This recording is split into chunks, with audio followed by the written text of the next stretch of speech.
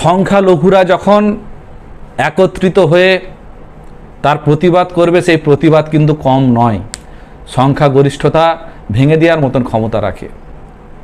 বাংলাদেশের উদ্দেশ্যে আমার এই কথাই বলা, সংখ্যালঘুদেরকে সংখ্যালঘুর চোখে দেখবেন না।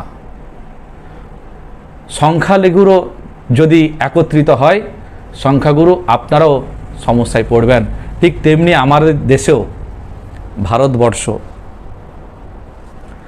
সংখ্যালঘুকেও যদি আপনারা দুর্বল মনে করেন, তাহলে সেটাও ভুল হবে। অর্থাৎ কোনো দেশেই কাউকে কমজোর মনে করে তার ধর্মকে আঘাত হেনে তার হত্যা করা, তাদের প্রতি অন্যায় করা কোনোদিন সমর্থন করা যায় না।